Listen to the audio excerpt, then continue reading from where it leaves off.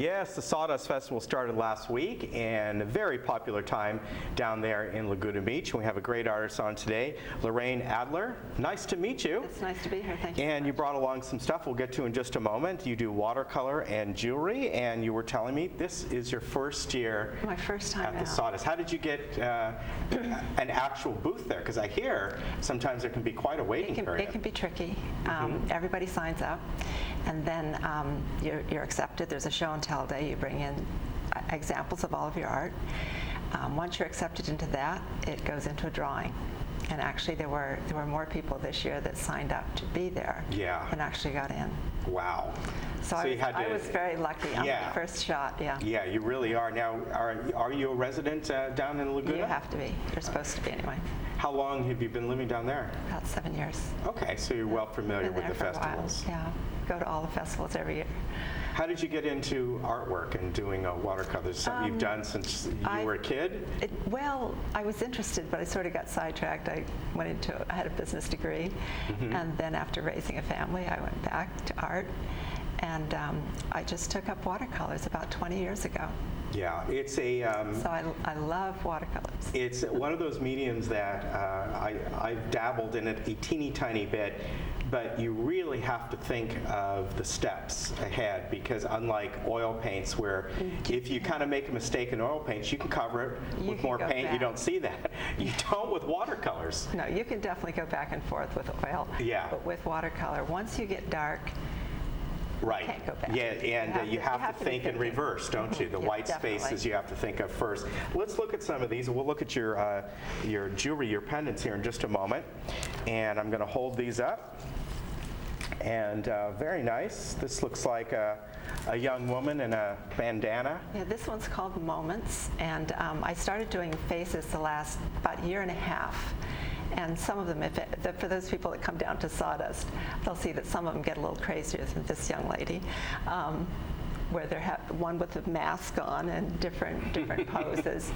But I usually start with the jawline, just so I get the tilt of the head, and then kind of go from there.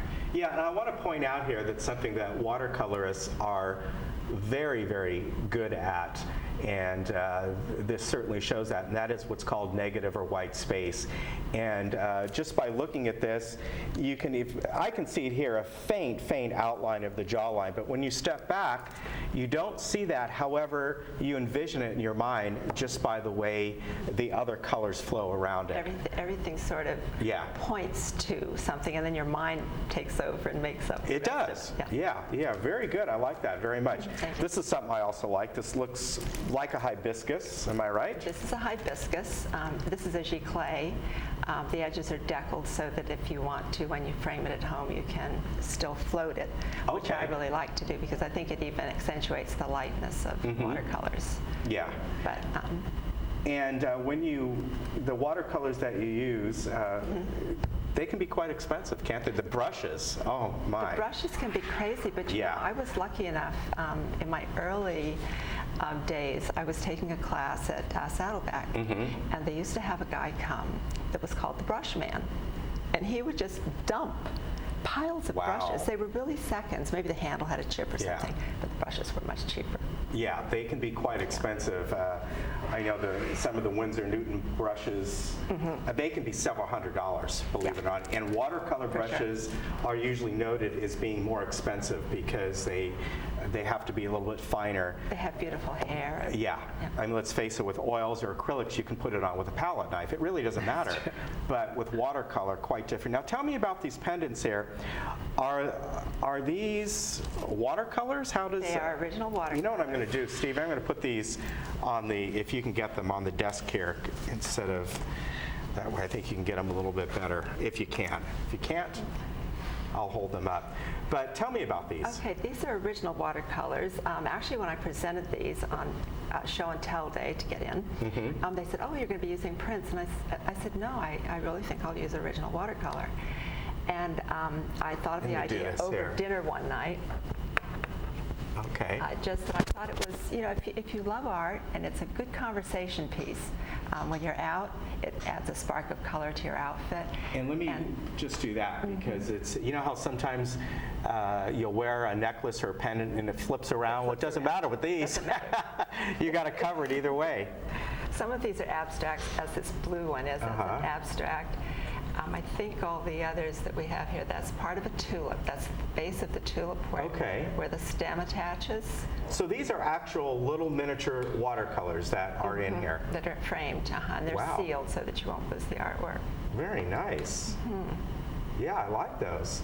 So you are over at booth 408. Where's that at? I'm at 408. It's up by the water wheel. Oh, sure. Okay. Right up in the back. Yeah, very nice area up there. It's calming, isn't it? I love that area. Yeah, it's very nice.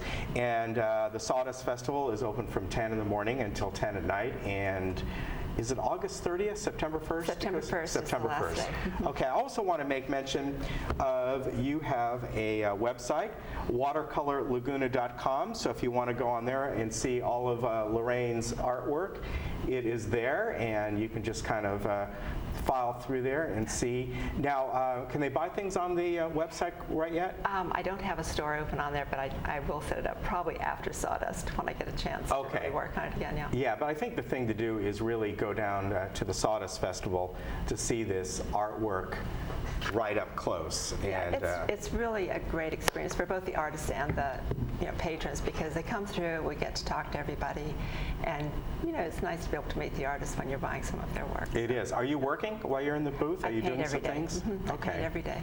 Wow. And are you there most of the time, or you got to have some days off?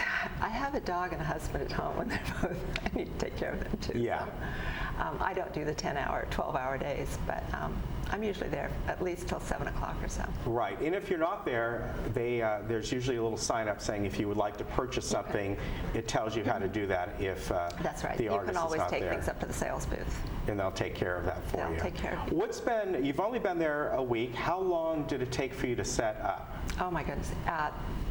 Once you're accepted, then booth starts the very next day. Okay.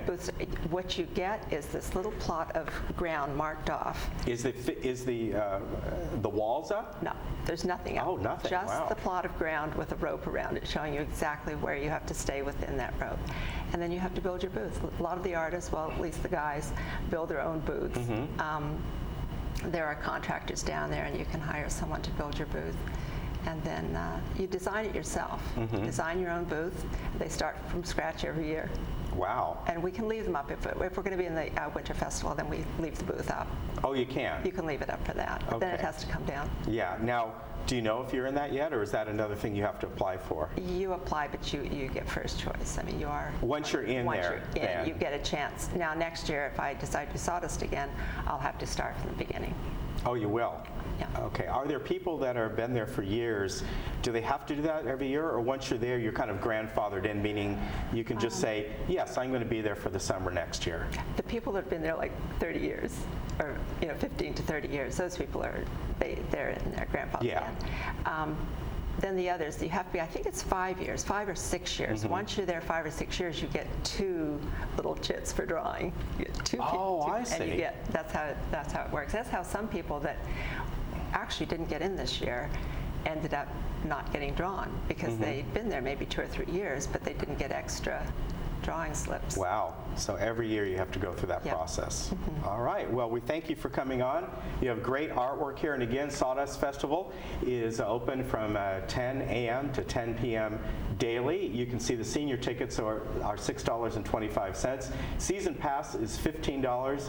And then the Art Festival All Pass, which really gets you in to the Sawdust Festival, Art Affair, and then the Festival of the Arts, which I would say is the outside courtyard area of the Pageant of the Masters.